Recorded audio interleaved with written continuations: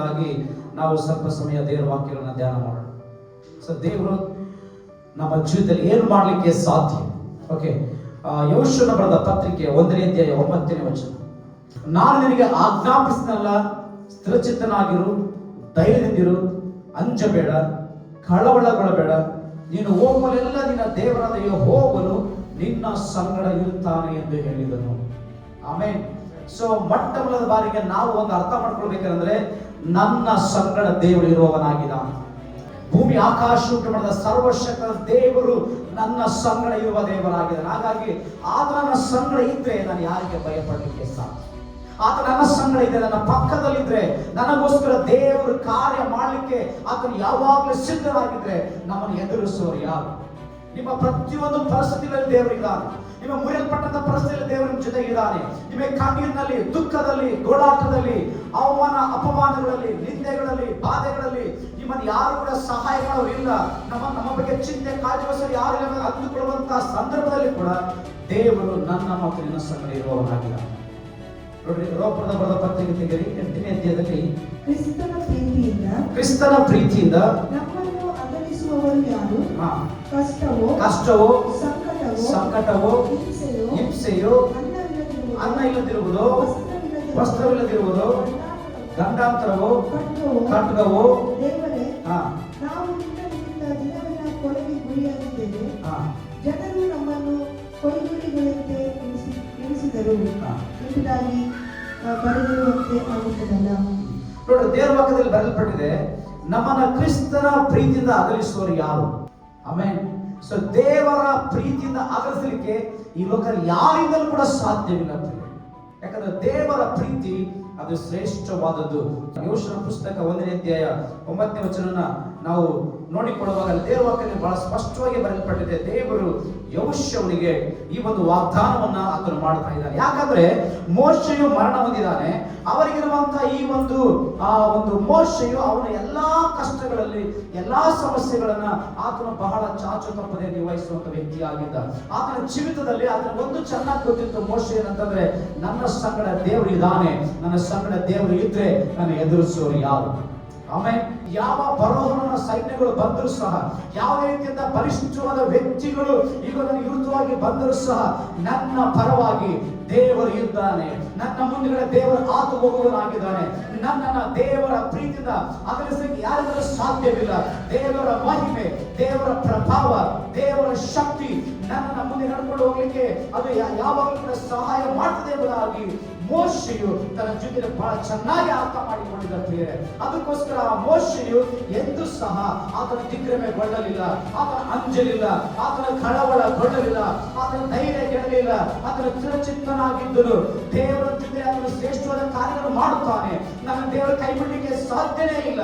ಈಗ ದೇವರು ನನ್ನ ಜನರನ್ನ ಐಗುಪ್ತ ದೇಶ ಬಿಡಿಸಿಕೊಳ್ಳುವ ದೇವರು ವಾಗ್ದಾನ ಮಾಡಿದ ದೇಶಕ್ಕೆ ಕರ್ಕೊಂಡು ಹೋಗ್ತಾನೆ ಎಂಬುದಾಗಿ ಬಹಳ ಚೆನ್ನಾಗಿ ಮೋಶೆಯ ಅರ್ಥ ಮಾಡಿಕೊಂಡಿದ್ದರು. ಆಮೇಲೆ ಈಗ ನಮಗೆ ಮೋಶೆಗೆ ದೇವರಿದ್ದಂತ ಅದೇ ಒಂದು ಪ್ರೀತಿ, ದೇವರಿದ್ದಂತ ಅದೇ ಒಂದು ನಂಬಿಕೆ, ದೇವರಿದ್ದಂತ ಅದೇ ಒಂದು ಭರವಸೆ ನಮ್ಮ ಜೊತೆಗಿರು ಕೂಡ ಇರುವಂತದ್ದು ಬಹಳ ಬಹಳ ಶ್ರೇಷ್ಠವಾದ ಸಂಗತಿ ಮತ್ತು ಬಹಳ ಪ್ರಾಮುಖ್ಯವಾದ ಸಂಗತಿಯಾಗಿದೆ. ಆಮೇಲೆ ಮೋಶೆಗೆ ಎಲ್ಲ ನಂಬಿಕೆ ಕಳೆದು ಹೋಗಿತ್ತು. ಯಾಕೆ? ಇಲ್ಲಿ ದೇವರು ನೋಡಿ, ಇಲ್ಲಿ ಯೆಹೋಶುವನ ಮೋಶೆ ಆತನ ಮರಣ ಹೊಂದಿ ಹೋಗಿದ್ದಾನೆ. ಈಗ ಈ ಇಸ್ರೇಲ್ ಜನರನ್ನ ವಾಗ್ದಾನ ಮಾಡಲ್ಪಟ್ಟಂತ ದೇಶಕ್ಕೆ ನಡೆಸ್ಕೊಂಡು ಹೋಗ್ಲಿಕ್ಕೆ ಯಾವ ನಾಯಕರು ಕೂಡ ಇಲ್ಲ.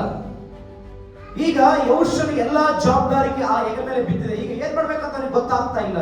ಅದಕ್ಕೆ ದೇವರು ಹೇಳ್ತಿದ್ದಾನೆ, ನೀನು ಯಾವ ಕಾರಣಕ್ಕೂ ನಿನ್ನ ಸ್ಥಿರವನ್ನ ಕಳ್ಕೊಳ್ಬೇಡ, ನೀನು ಯಾವ ಕಾರಣಕ್ಕೂ ಧೈರ್ಯವನ್ನ ಕಳ್ಕೊಳ್ಬೇಡ, ಅಂಜಬೇಡ, ಎದ್ದಬೇಡ, ಕಳವಳಗೊಳ್ಬೇಡ, ನಾನು ನಿನ್ನ ಸಂಗಡ ಇದ್ದೇನೆ. ಮೋಶೆ ಸಂಗಡ ಇದ್ದಾಗಲೂ ನಿನ್ನ ಸಂಗಡ ನಾನು ಇರುವವನಾಗಿದ್ದೇನೆ ಎಂಬುದಾಗಿ ದೇವರು ಆ ಯೆಹೋಶುವನಿಗೆ ಈ ಒಂದು ಮಾತುಗಳ ಮೂಲಕವಾಗಿ ಅವ್ರಿಗೆ ಏನ್ ಮಾಡ್ತಾನೆ, ಆತನ ಉತ್ತೇಜನ ಪಡಿಸ್ತಾ ಇದ್ದಾನೆ. ಆಮೇಲೆ ಪ್ರಿಯ ದೇವರ ಮಕ್ಕಳೇ, ನಿಮ್ಮ ಜೀವಿತದಲ್ಲಿ ಕೂಡ ದೇವರು ನಿಮ್ಮ ಸಂಗಡ ಇರುವಾಗ ನೀವು ಯಾವುದು ಕೂಡ ಭಯಪಡದ ಅವಶ್ಯಕತೆ ಇಲ್ಲ. ನೀವು ಬೆಂಕಿಯಲ್ಲಿ ಹೋಗುವಾಗಲೂ, ಘಟ ಸರ್ಪ ವಿರುದ್ಧವಾಗಿ ಬಂದಾಗಲೂ ಕೂಡ, ಪ್ರಾಯದ ಸಿಂಹಗಳ ವಿರುದ್ಧವಾಗಿ ಬಂದಾಗಲೂ ಕೂಡ, ನಿಮ್ಮ ಜೀವಿತದಲ್ಲಿ ಎಂಥ ವ್ಯಕ್ತಿಗಳೇ ಆಗಿರ್ಬೋದು, ನಿಮ್ಮನ್ನ ಬಲಿಷ್ಠವಾದ ವ್ಯಕ್ತಿಗಳು ನಿಮ್ಮನ್ನು ಹೇಗಾದ್ರೂ ಮಾಡಿ ತುಳಿಬೇಕೆಂಬುದಾಗಿ ಪ್ರಯತ್ನ ಪಡ್ತಾ ಇರ್ಬೋದು, ನೀವು ಚಿಂತೆ ಮಾಡಬೇಡಿ. ಯಾಕಂದ್ರೆ ನಿಮ್ಮ ಸಂಗಡ ಭೂಮಿ ಆಕಾಶ ಉಂಟುವಾದಂತ ದೇವರು ನಿಮ್ಮ ಸಂಗಡ ಇರುವವನಾಗಿದ್ದಾನೆ. ಯಾವ ರೋಗ, ಯಾವ ವ್ಯಾಧಿ, ಯಾವ ಕಷ್ಟ, ದುಃಖ, ವೇದನೆ, ಕಣ್ಣೀರು, ವ್ಯಾಧಿಗಳು, ಅವಮಾನಗಳು, ಅಪಮಾನಗಳು, ನಿಂದೆಗಳು ಯಾವುದು ಸಹ ನಮ್ಮನ್ನ ದೇವರ ಕೈಯಿಂದ ತಪ್ಪಿಸಲಿಕ್ಕೆ ಸಾಧ್ಯವಿಲ್ಲ. ನಿಮ್ಮನ್ನ ಎಂದು ಕೂಡ ಕೈ ಬಿಡುವ ದೇವರ ಮೇಲೆ ವಾಗ್ದಾನ ಮಾಡ್ತಾರಲ್ವಾ, ಆ ವಾಗ್ದಾನವನ್ನ ಕೊನೆಯವರೆಗೂ ಅದನ್ನ ಆ ಒಂದು ವಾಗ್ದಾನ ಕಾಪಾಡಿಕೊಳ್ಳುವ ದೇವರ. ಎಲ್ಲ ಜನರನ್ನು ಕೈ ಬಿಡಬಹುದು, ಇಡೀ ಲೋಕದ ವಿರುದ್ಧವಾಗಿ ದಂಗೆ ಹೇಳಿ ನಿಂತ್ಕೊಳ್ಬಹುದು, ಆದ್ರೆ ದೇವರು ನಮ್ಮ ಸಂಗಡ ಇದ್ದಾನೆ. ನೀವು ಯಾವ ಕಾರಣಕ್ಕೂ ಚಿಂತೆ ಮಾಡಬೇಡ್ರಿ, ಯಾವ ಕಾರಣಕ್ಕೂ ಕಳವಳಗೊಳ್ಬೇಡ್ರಿ, ಭಯ ಪಡಬೇಡ್ರಿ. ನಿಮ್ಮ ಜೀವನದಲ್ಲಿ ಎಷ್ಟೇ ದೊಡ್ಡ ಕೊಲಿಯಾತನಾಗಿದ್ರು ಕೂಡ, ಅದೆಷ್ಟೇ ದೊಡ್ಡ ಬೆಂಕಿ ಅದು ಈಗ ನಿಮಗೆ ವಿರುದ್ಧವಾಗಿ ಅದು ಉರಿತಾ ಇದ್ರು ಸಹ, ಎಂತ ಒಂದು ಎರಿಕೋ ಪಟ್ಟಣವೇ, ಎಂತ ಒಂದು ಯೋರ್ದಾನ್ ಹೊಳೆವೇ, ಎಂತ ಒಂದು ಕೆಂಪು ಸಮುದ್ರವೇ ನಿಮ್ಮ ಮುಂದೆ ಬಂದು ನಿಮಗೆ ವಿರುದ್ಧವಾಗಿ ನಿಂತುಕೊಂಡಿರಬಹುದು, ಎಂತ ಒಂದು ಪ್ರಾಯ ಸಿಂಹಗಳ ವಿರುದ್ಧವಾಗಿ ಬಂದು ನಿಂತುಕೊಂಡಿರಬಹುದು. ನಿಮ್ಮ ಸಂಗಡ ದೇವರು ಇರುವುದರಿಂದ ನೀವು ಯಾರು ಕೂಡ ಭಯಪಡೋದ ಅವಶ್ಯಕತೆ ಇಲ್ಲ. ದೇವರು ಇವತ್ತು ನಿಮ್ಮ ಸಂಗಡ ಮಾತಾಡುವಂತ ಸಂಗತಿ ಏನಂದ್ರೆ, ದೇವರು ಮತ್ತೆ ತನ್ನ ವಾಗ್ದಾನವನ್ನ ಮತ್ತೆ ದೃಢಪಡಿಸ್ತಾ ಇದ್ದಾನೆ.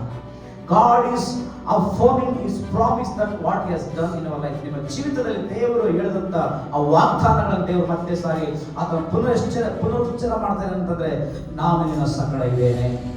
ದೇವರು ಹೇಳುತ್ತೆ, ಅಂಕು ಡೊಂಕದ ಮಾರ್ಗ ನನ್ನ ಮುಂದೆ ಹಾದು ಹೋಗಿ ಎಲ್ಲ ಅಂಕು ಡೊಂಕದ ಮಾರ್ಗನ ಸರಾಗ ಮಾಡಿದ್ರೆ ಅಂದ್ರೆ ದೇವರು ನಿಮ್ಮ ಜೀವನ ಸರಾಗ ಮಾಡುವ ದೇವರು ಸರ್ವಶಕ್ತನಾದ ದೇವರಾಗಿ. ಆಮೇಲೆ ಯಾವ ಜನರಿಗೆ ಭಯಪಡಬೇಡಿ, ಯಾವ ರೋಗಕ್ಕೆ ಭಯಪಡಬೇಡಿ, ಯಾವ ವ್ಯಾಧಿಗೆ ಭಯಪಡಬೇಡ್ರಿ. ಯಾಕಂದ್ರೆ ಎಲ್ಲ ರೋಗಗಳಿಗಿಂತ ಶ್ರೇಷ್ಠನಾದ ದೇವರು, ಎಲ್ಲ ವ್ಯಾಧಿಗಳಿಂದ ಶ್ರೇಷ್ಠನಾದ ದೇವರು, ಎಲ್ಲ ಮನುಷ್ಯರಿಗಿಂತ ಪರಾಕ್ರಮಶಾಲಿ ಇರುವಂತ ದೇವರು ಆತನಾಗಿದ್ದಾನೆ. ಆಮೇಲೆ ಈಗ ನೋಡ್ರಿ, ನಾನು ನಿಮಗೆ ಒಂದು ಎಕ್ಸಾಂಪಲ್ ಕೊಡ್ತೇನೆ. ಈಗ ನಮಗೆ ಐಫೋನ್ ಇದೆ, ಈ ಐಫೋನ್ಗೆ ಏನಾದರೂ ತೊಂದರೆ ಆದರೆ ನಾವೇನು ತಗೊಂಡು ಹೋಗ್ತೀವಿ? ಐಫೋನ್ ಸೆಂಟರ್ಗೆ ತಗೊಂಡು ಹೋಗ್ತೀವಿ. ಸ್ಯಾಮ್ಸಂಗ್ ಫೋನ್ಗೆ ಏನೋ ತೊಂದರೆ ಆದರೆ ಸ್ಯಾಮ್ಸಂಗ್ ಶೋರೂಮ್ ತಗೊಂಡು ಹೋಗ್ತೀವಿ. ವಂಡೈ ಕಾರ್ಗೆ ಏನೋ ತೊಂದರೆ ಆದರೆ ಯಾವ ಶೋರೂಮ್ ತಗೊಂಡು ಹೋಗ್ತೀವಿ? ಯಾಕಂದ್ರೆ ವಂಡೈ ಶೋರೂಮ್ನ ಎಲ್ಲ ಪಾರ್ಟ್ಸ್ಗಳು ವಂಡೈ ಶೋರೂಮಲ್ಲಿ ಸಿಗುತ್ತೆ, ಹೌದಲ್ವಾ? ಬೆಂಚ್ ಕಾರ್ ಶೋರೂಮಲ್ಲಿ ಸಿಗಕ್ಕೆ ಸಾಧ್ಯ ಇಲ್ಲ, ಹೌದಲ್ವಾ? ಹೌದಲ್ವಾ? ಸೊ ಅದೇ ರೀತಿಯಾಗಿ ಈ ಒಂದು ಸ್ಯಾಮ್ಸಂಗ್ ಫೋನಿಗೆ ತೊಂದರೆ ಇದ್ರೆ ಸ್ಯಾಮ್ಸಂಗ್ ಎಲ್ಲಾ ಪಾರ್ಟ್ಸ್ಗಳು ಸ್ಯಾಮ್ಸಂಗ್ ಶೋರೂಮ್ ಅಲ್ಲಿ ಸಿಗ್ತದೆ, ಐಫೋನ್ ಶೋರೂಮ್ ಅಲ್ಲಿ ಸಿಗಲ್ಲ. ಆಮೇಲೆ ನೋಡ್ರಿ, ಯಾವಾದ್ರೂ ಮನುಷ್ಯನು ಆ ಒಂದು ವಸ್ತುಗಳನ್ನು ತಯಾರು ಮಾಡಿದ್ರೆ ಅದೆಲ್ಲ ಬಿಡಿ ಭಾಗಗಳು ಎಲ್ಲ ಎಲ್ಲಿ ಸಿಗುತ್ತೆ? ಆ ಶೋರೂಮ್ ಅಲ್ಲಿ ಸಿಗುತ್ತೆ. ಅದೇ ರೀತಿಯಾಗಿ ಈಗ ಮನುಷ್ಯನ ಸೃಷ್ಟಿ ಮಾಡಿದ ಯಾರು? ದೇವರು ಮನುಷ್ಯನ ಸೃಷ್ಟಿ ಮಾಡಿದ ಯಾರು? ಈ ಮನುಷ್ಯನ ತೊಂದರೆ ಯಾರು ತಗೊಂಡು ಹೋಗ್ಬೇಕು? ಏನಾದ್ರು ಪಾರ್ಟ್ಸ್ ಪ್ರಾಬ್ಲಮ್ ಅದ ಯಾರು ತಗೊಂಡು ಹೋಗ್ಬೇಕು? ಏನಾದರೂ ಅಂದ್ರೆ ನಮ್ಮ ಲೈಫ್ ಅಲ್ಲಿ ನಮ್ಮ ದೇಹದಲ್ಲಿ ಏನಾದರೂ ಡಿಸ್ಲೊಕೇಟ್ ಆಗಿದ್ರೆ, ನರ ತೊಂದರೆ ಆಗಿದ್ರೆ, ಅರ್ಥ ಆಯ್ತಲ್ವಾ? ಬ್ರೈನ್ ತೊಂದರೆ ಆಗಿದ್ರೆ, ನಮ್ಮ ದೇಹದಲ್ಲಿ ಏನಾದರೂ ಈ ಮೂಳೆಗಳು ಪ್ರಾಬ್ಲಮ್ ಆಗಿದ್ರೆ, ಏನಾದರೂ ಸಮಸ್ಯೆ ಆಗಿದ್ರೆ, ಡೈಜೆಷನ್ ಪ್ರಾಬ್ಲಮ್ ಆಗಿದ್ರೆ, ಕಣ್ ಪ್ರಾಬ್ಲಮ್ ಆಗಿದ್ರೆ, ಕಿಡ್ನಿ ಪ್ರಾಬ್ಲಮ್ ಆಗಿದ್ರೆ, ಯಾವ್ದಾದ್ರು ಪ್ರಾಬ್ಲಮ್ ಆಗಿದ್ರೆ ಅದನ್ನು ಸೃಷ್ಟಿಕರ್ತರ ಬಳಿಗೆ ತೆಗೆದುಕೊಂಡು ಹೋಗ್ಬೇಕು. ಅದರ ಮಾತ್ರ ರಿಪೇರಿ ಮಾಡಲಿಕ್ಕೆ ಸಾಧ್ಯ.